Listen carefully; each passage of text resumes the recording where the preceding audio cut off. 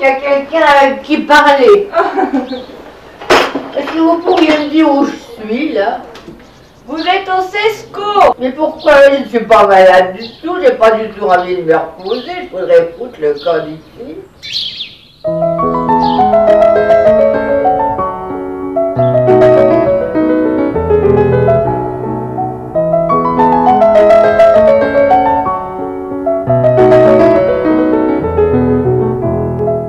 Je m'appelle Châtelain Pierre Gaston.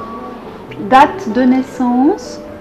Le 1 du 9 19. Oui, Quel est votre lieu de naissance? c'est à Chaux-de-Fonds. Votre origine?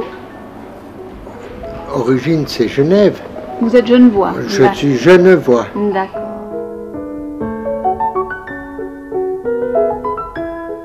Vous n'avez pas de problème pour vous déplacer, ça va aller avec la Mais canne? ça va aller. C'est sûr que ça va aller.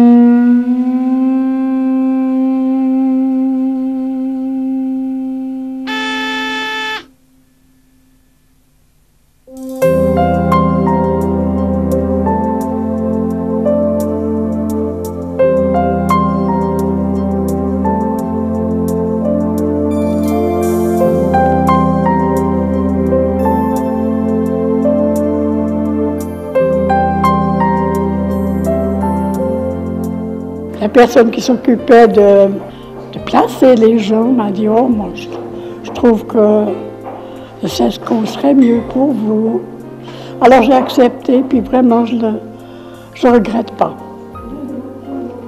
On fait tout pour bien nous soigner, le jour comme la nuit, toujours avec le sourire. On a un docteur adorable, je dois vous dire. Oui. Moi, je l'ai trouvé adorable.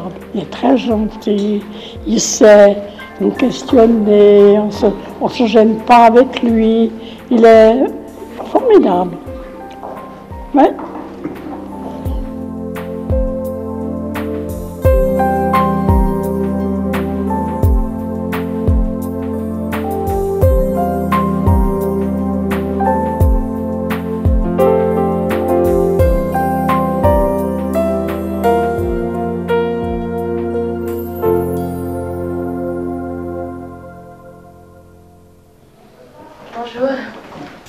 Ça n'est pas ma brave. Non, je ne suis pas Catherine. Vous me confondez, mais je suis Fabienne. Fabienne, c'est ça. Voilà. J'ai discuté hier alors avec le docteur Merminot. Donc, ce qu'on va faire, c'est de vous laisser gérer les aérosols quand vous en avez besoin. D'accord? Est-ce que je pourrais écouter vos poumons? Oh, avec plaisir. Voir comment ça va depuis hier. Et puis, je vais vous demander de respirer bien fort avec la bouche ouverte, s'il vous plaît. Parfait.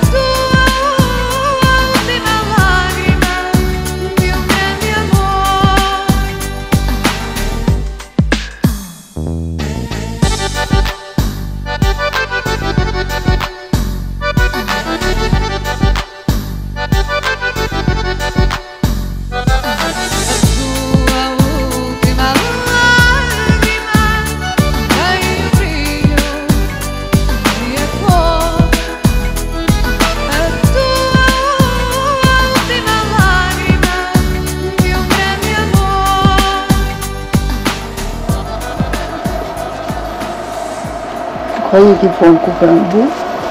Je le trouve un peu long. Peut-être un peu derrière, hein. Pas trop, parce que mes enfants aiment bien quand j'ai un peu de cheveux.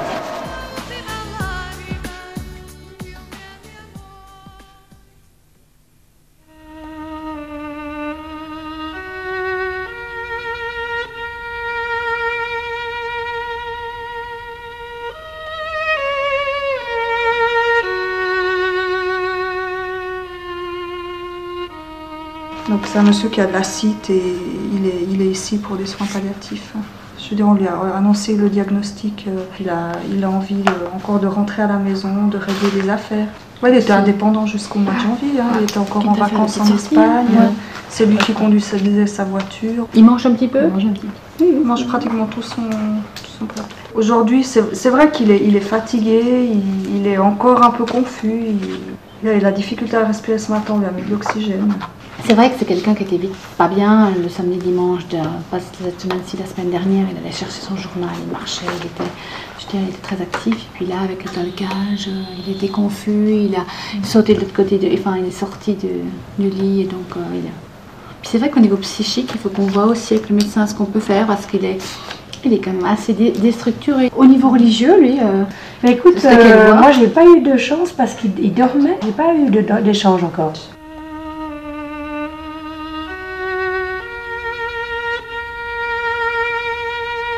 Les équipes font appel à l'aumônerie parce qu'elles sont convaincues qu'au-delà des soins, il y a toute une dimension très profonde de la personne à soigner, à entourer et à accompagner.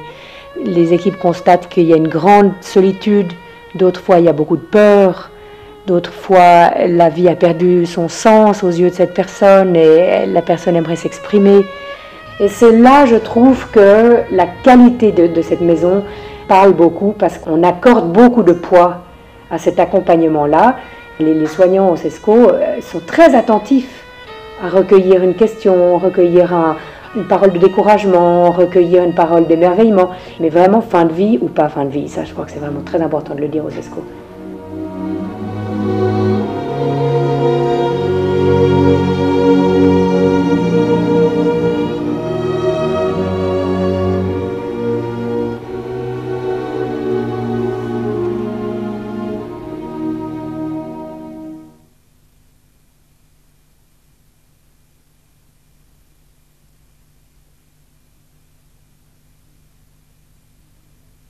Mais souvent, les familles nous posent la question du temps, directement. Ouais, tout de suite.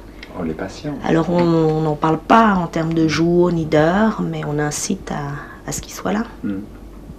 Surtout, on incite à faire ce qu'ils ont envie. Parce qu'il y a des gens qui n'ont pas du tout envie d'assister au départ de leurs proches. Puis il y a d'autres gens qui veulent vraiment être là. En nous demandant de les appeler si on sent un changement, si on pense qu'il va décéder dans l'heure qui suit. Ce qu'on fait aussi, quand tout d'un coup on observe un changement, on n'est jamais sûr, mais on les appelle. Et dans ce sens-là, il faut toujours quelque part être là pour soutenir ou accompagner, on arrive au terme accompagner.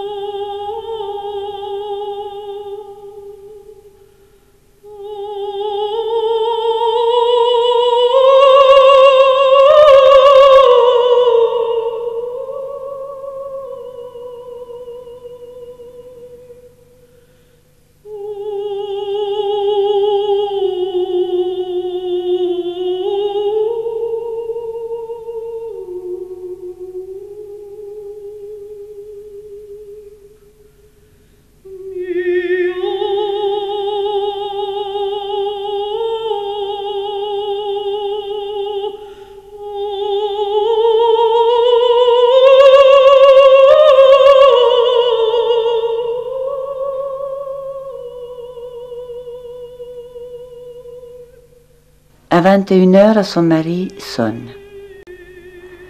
Fabienne entre dans la chambre et assiste au dernier souffle.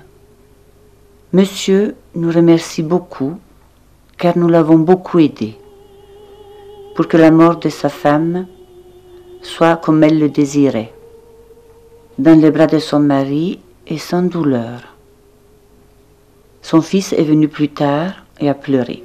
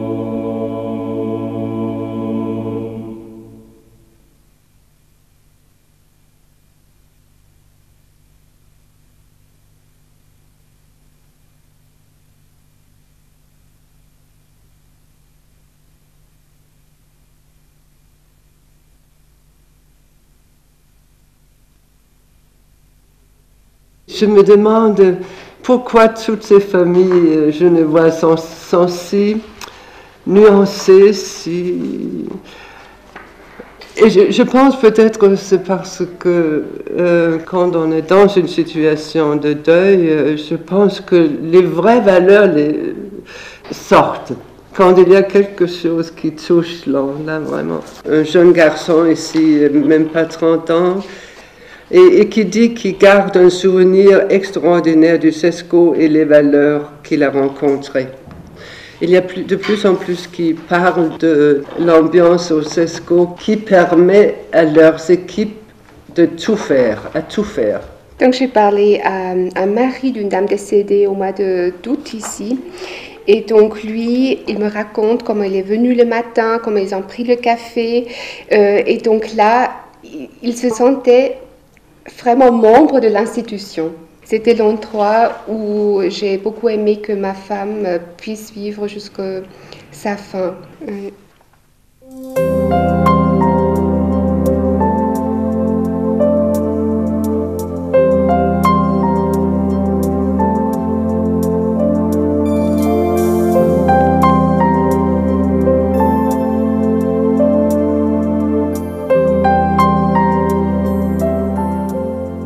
Moi, j'ai toujours voulu être infirmière, vouloir aider les autres, vouloir soigner les autres, et que j'avais entendu parler du CESCO, qui était un endroit où on accompagnait non seulement aux patients, mais aussi tout l'entourage et à la famille, un soutien pour qu'il passe les derniers temps de sa vie dans les meilleures conditions possibles. C'est le bénéfice essentiel du métier qu'on fait, c'est qu'on apprend à voir quel est l'essentiel de la vie et à pouvoir soi-même, dans sa vie propre, profiter de l'essentiel. Puis vivre, d'autant plus quand on accompagne des personnes en fin de vie. Moi, j'ai appris à plus vivre, à plus apprécier chaque minute, chaque temps qui passe.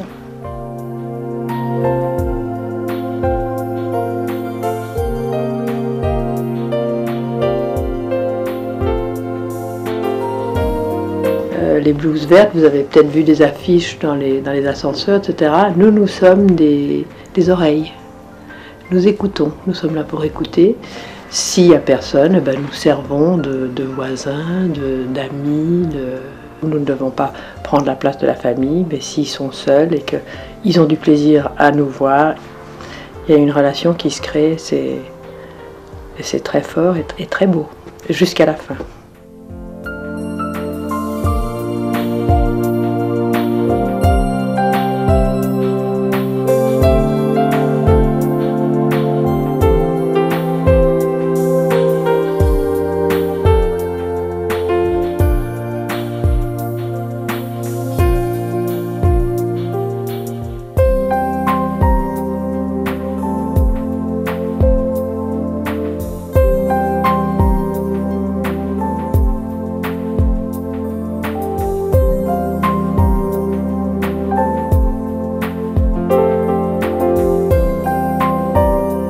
Alors, on a peut-être oublié l'essentiel dans tout ça.